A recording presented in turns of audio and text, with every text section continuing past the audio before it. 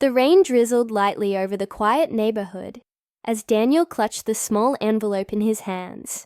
His fingers trembled, not from the cold, but from the weight of what he was about to do. He was only 12, and 12-year-olds weren't supposed to carry burdens like this.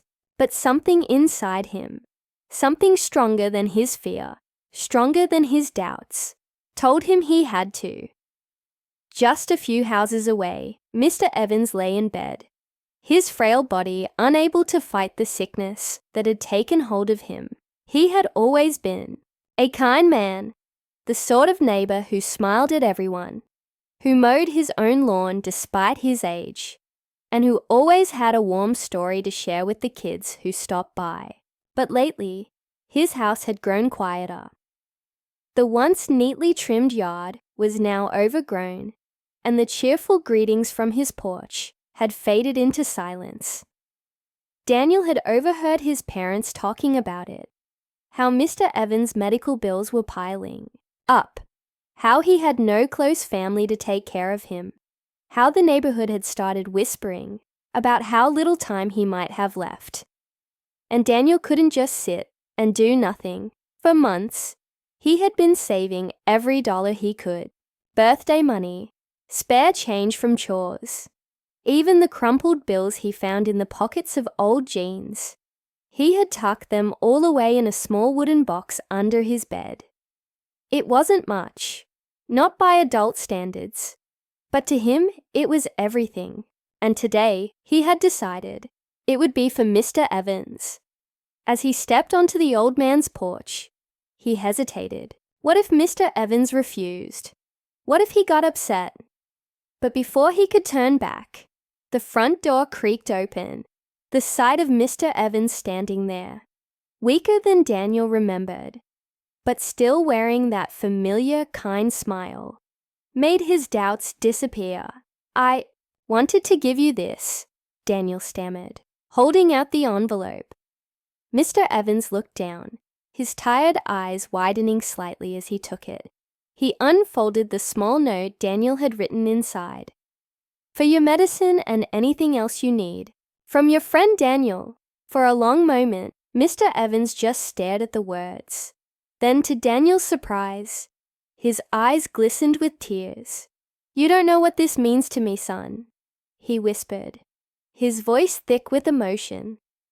Daniel didn't expect anything in return. He just wanted Mr. Evans to know he wasn't alone. But he had no idea that this small act of kindness would come back to him in ways he never imagined. Weeks passed, then months. The seasons changed, and life moved on. Mr. Evans' condition worsened, and eventually the news that Daniel had feared the most arrived. Mr. Evans had passed away. Daniel felt a strange emptiness settle in his chest. He had hoped, somehow, that things would turn around, that Mr. Evans would get better. But life didn't always work that way. It wasn't until a few days later that something unexpected happened. A lawyer came to Daniel's house, carrying a sealed envelope with his name on it. Daniel's parents looked just as confused as he felt when they opened it together. Inside was a letter, and what it said would change everything. Daniel's hands trembled as he unfolded the letter. The paper felt heavy, like it carried something more than just words. His parents leaned in, their expressions a mix of concern and curiosity. He swallowed hard and began to read. "Dear Daniel, if you are reading this, it means I am no longer around. I want you to know that your kindness meant more to me than I could ever put into words.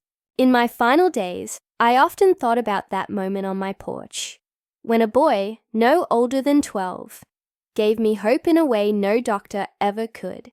You reminded me that there is goodness in this world, and for that, I am forever grateful.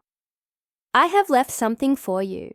It may not seem like much at first, but I hope it helps you in ways you never expected. You'll find the details enclosed. With gratitude, Walter Evans." Daniel's breath hitched as he reached inside the envelope and pulled out another document. It was official looking, full of words he didn't understand. But one thing was clear. Mr. Evans had left something to him in his will. "What does this mean?" he asked, his voice barely above a whisper. His parents exchanged a glance before his father gently took the document and scanned through it. After a moment, he looked up, his expression unreadable. "Daniel, Mr. Evans left you his house." The room fell silent. Daniel's mother was the first to speak. "That must be a mistake. He wouldn't just leave his home to a child." But it wasn't a mistake. The lawyer confirmed it. Mr. Evans had no close relatives, and of all the people he could have chosen, he had decided that the boy who had once stood on his porch, offering everything he had, should inherit the place he called home. Daniel couldn't wrap his head around it. The idea of owning a house felt unreal, almost like something out of a storybook. But beneath the shock, something else stirred, a deep sense of responsibility. The house wasn't just a building.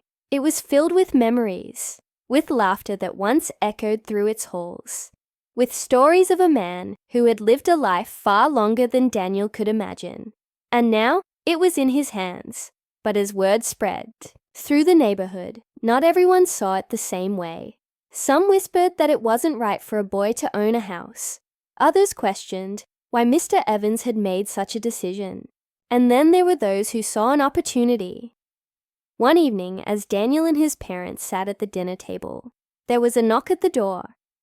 His father answered, and on the other side stood a man they barely knew, someone from the neighborhood association. He wore a polite smile, but his words were sharp. "I heard about the house," he said, glancing at Daniel. "I think we should have a conversation." Daniel sat frozen as his father led the man into the living room. He couldn't hear everything they were saying, but he caught bits and pieces. Words like "not practical," "legal complications," and "better suited for someone else" floated through the air. That night, Daniel couldn't sleep. His mind raced with questions. Did they want to take the house away? Could they even do that? And most of all, why did Mr. Evans leave it to him in the first place? Determined to find answers, Daniel made a decision. The next day, he grabbed his backpack and headed toward Mr. Evans's house. He had been inside only a few times before, but now it felt different. This time, he wasn't just a visitor. This time, it was his. The key turned in the lock with a soft click, and as he stepped inside, a strange feeling washed over him. The air was thick with the scent of old books and polished wood, the way it always had been. Sunlight streamed through, the curtains casting long shadows across the living room. Everything was just as Mr. Evans had left it. His armchair by the fireplace, the framed photographs on the mantel, the stacks of letters neatly placed on his desk. Daniel walked slowly, taking it all in, and then his eyes landed on something unexpected. A small wooden box sitting on the coffee table, almost as if it had been waiting for him. His heart pounded as he reached for it. The lid creaked open, revealing a stack of letters, some yellowed with age. At the very top, one was addressed to him. With shaking hands, he unfolded the paper and began to read. What was written inside would change everything he thought he knew. Daniel's eyes darted across the page, his fingers gripping the letter so tightly that the edges crumpled. The words written in Mr. Evans' careful handwriting sent a shiver down his spine. "Daniel, if you are reading this, then you have stepped inside my home.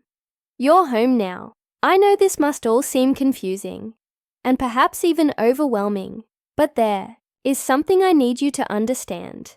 You and I are connected in ways you may not have realized." Daniel's breath hitched. Connected. He barely knew Mr. Evans, beyond their short but meaningful moments together. His hands shook as he continued reading. "Years ago, long before you were born, I knew your grandfather.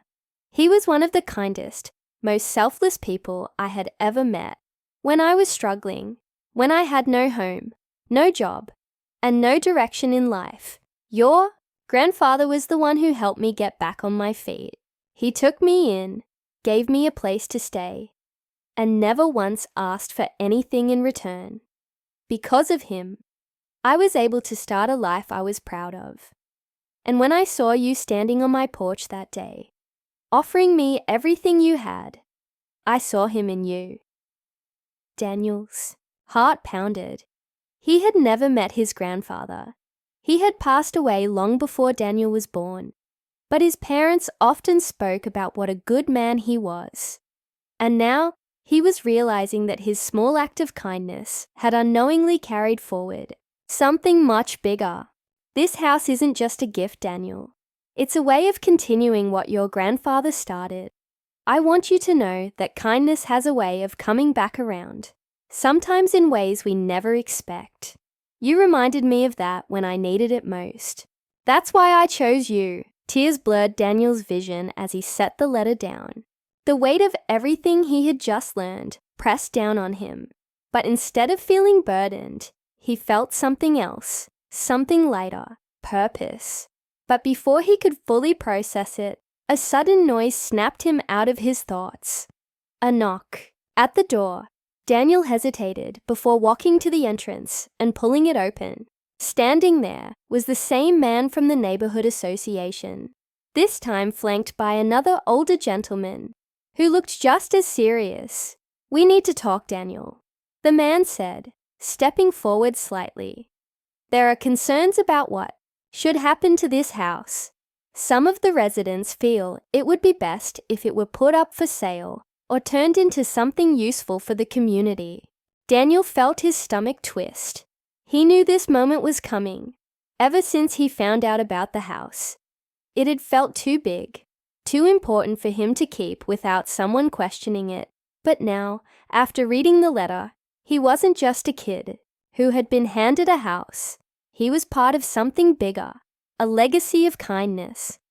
Squaring his shoulders, Daniel met the man's gaze. "This house isn't just a building," he said, his voice steadier than he expected. "It belonged to someone who believed in giving back, just like my grandfather did. And now I want to do the same." The man raised an eyebrow. "And how do you plan to do that?" Daniel took a deep breath. "I want to turn it into something that helps people. A place where neighbors can come together. A shelter, a food bank, maybe even a space where kids like me can learn and grow." He paused. "I know I'm just a kid, but Mr. Evans trusted me with this for a reason, and I don't want to let him down." For a moment, there was silence. Then the older gentleman, who had been quiet until now, nodded slowly. "That's a good idea," he murmured. "A really good idea." The neighborhood association man still looked skeptical, but he didn't argue. Instead, he sighed and adjusted his glasses. "We'll need to discuss this further," he said. "But if you're serious, we'll see what can be done." As they walked away, Daniel let out a breath he hadn't realized he was holding. He didn't know what would happen next, but he knew one thing for sure. He wasn't afraid anymore. Months later, the house was transformed. With the help of volunteers, donations, and even the neighborhood association, it became a community space. Just like Daniel had imagined, people came together. Families in need found support. Kids had a safe place to learn, and meals were shared. Among neighbors, Daniel often thought about Mr. Evans and the moment that had started it all. He had given away his small savings, never expecting anything in return. And yet, what he had received was far greater than money. It was a lesson in the power of kindness, the way it could ripple through time and change lives. One day, as he stood in front of the house, watching people come and go, he felt a familiar warmth in his chest. A quiet, unspoken promise to continue what had been passed down to him. Because kindness, he had learned, never really ended. It only kept growing.